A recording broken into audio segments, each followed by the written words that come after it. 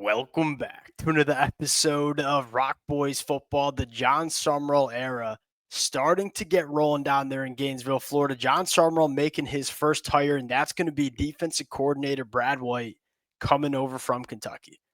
Best way to describe this hire, it's not the flashiest hire that Jon Sumrall could have made. Golly, it's a damn good one. There are going to be some people that get up there and say, well, this ain't that good of a hire because Kentucky's defense wasn't all that good in 2025. And context is really important with that conversation. That was a Kentucky defense that the talent acquisition that Kentucky has seen over the last couple of years has been going right down the toilet. So I don't think he had the Jimmies and Joes in 2025 to trot out a really good defense. He was also opposite an offense that could not stay on the football field, continue to turn the football over. What I would encourage Florida fans to do here, evaluate the whole tenure that Brad White had at Kentucky. Was the defensive coordinator there for 7 years. 4 of those years, over half of those years at Kentucky, mind you, top 25 nationally ranked defenses. This guy has a lot of respect from a lot of different coaches in the college football coaching landscape. And here's the other thing here. There's some familiarity, right? Jon Sumrall and Brad White worked together at Kentucky. That always, man, it inherently makes you feel better about the hire. And look, Jon Sumrall was very, very clear in that introductory press conference yesterday. I'm not going to go out and hire my friends. Jon Sumrall knows how Brad White works, has been around Brad White. Hey, you feel comfortable about Jon Sumrall kind of knowing what he's getting with Brad White coming to Gainesville. And the thing that excites me the most is, shoot, you had so much success at Kentucky for 7 years in the SEC. Well, what's it going to look like when you have the ability to acquire talent that Florida affords you? Because let's make no mistake about it, talent acquisition at Florida, hell of a lot different than what it looks like at Kentucky. And Brad White did a really damn good job, a proven, very quality defensive coordinator in the SEC. Now he's just going to have access to better talent down there at Florida. 13 NFL draft picks produced on the defensive side of the football in 7 years. The numbers check out for the Brad White hire. And the last thing I'll say is that we're all so concerned about, Jon Sumrall's lack of SEC head coaching experience. It's the number one reason why a lot of Florida fans wanted Lane Kiffin to say he's a winner in the SEC. Maybe Jon Sumrall recognizes that, hey, I've never been a head coach in this conference. Well, why don't I go out and get a veteran SEC defensive coordinator that can help me get acclimated? It's things that Billy Napier failed to do that you're already seeing Jon Sumrall do.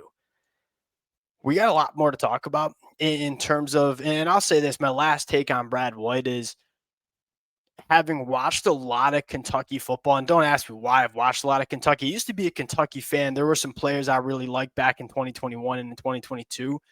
One thing is really consistent. It's a disciplined defense that does not give you much easy, right? And that's a really big compliment to Brad White. What's next for Jon Sumrall? Because I think that's probably the next conversation that I think a lot of Florida fans want to have. Before we get into it, as always, the Florida fans, I number one want to say thank you. The amount of support that the Florida fans have shown to the boys over the last couple of days has been amazing. We've talked a heck of a lot of Florida Gators football over the last 48 hours. Been amazing. Appreciate you guys. There's going to be a lot more to talk about over the next couple of weeks and months. If y'all do enjoy the content, consider subscribing to the channel. Without further ado, let's get into the rest of it. Here's one other thing that I'll say about the Brad White hire. There are a couple of young, talented guys on that Kentucky defense that I wonder if you can bring over with them. Because keep in mind what's going on with Kentucky right now is they're out their head coach. They got offensive coordinator from Oregon, Will Stein, taking over this program. A lot of turmoil at Kentucky. There are some young, talented defenders on that Kentucky defense that I think would be damn good football players down there at Florida too. There's one other thing that I'm really happy to see, and that is Jon Sumrall's just not bringing over his entire staff from Tulane. And that's not a knock on Tulane's coaching staff. It's obviously a very good coaching staff because Jon Sumrall's had a ton of success at Tulane. You don't do that without a good coaching staff around you.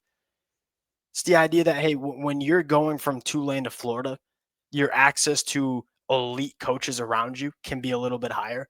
And I like to see when coaches like Jon Sumrall take jobs at Florida, go out and hire an elite staff. Don't just hire the guys that were with you at your previous stop.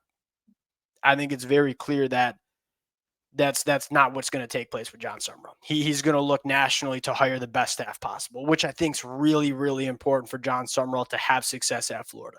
You're seeing that play out with the offensive coordinator hire as well. I think there was a lot of people that just assumed Joe Craddock would follow. We haven't heard that to be the case. I think it's a fair assumption to make that maybe Joe Craddock's not going to follow Jon Sumrall to Florida. The offensive coordinator names that we're hearing are kind of firing me up, most notably Buster Faulkner. Oh, man, I think this would be – and here's the other thing I'll say is I kind of like getting some exposure to, a coach that's been in Georgia, grew up in Georgia, and knows that region. Because one of the things that Jon Sumrall needs if he's going to have success at Florida, recruiting the state of Florida, recruiting the state of Georgia. Buster Faulkner is not only what I think is one of the best. I mean, what Buster Faulkner is doing at Georgia Tech, people got to start taking more note of it. It's an elite rushing attack, and they've built this offense around a quarterback in Haynes King that, with all due respect to Haynes King, I think he's a very quality college football quarterback. There's a reason why he's not going to the NFL. I don't think he's a supremely talented quarterback. He has a unique skill set that Buster Faulkner is leaning into. I love my offensive coordinators that look at the talent that they have and say, all right, what are the skill sets that I have? How can I build my offense around my skill sets? That's what Buster Faulkner has done at Georgia Tech. Now, the other one, Cade Bell at Pitt.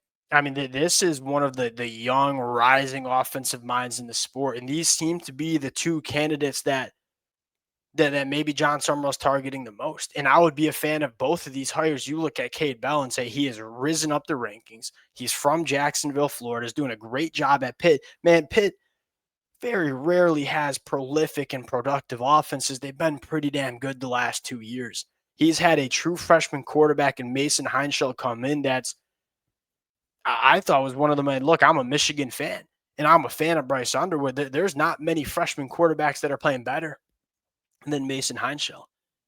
I'm excited about where Florida could be going with their coordinator hires around Jon Sumrall. It's a really good start. We talked about it this morning, man. I thought he really did a good job in the press conference, and I think the Florida fans are starting to buy into Jon Sumrall, which is really cool.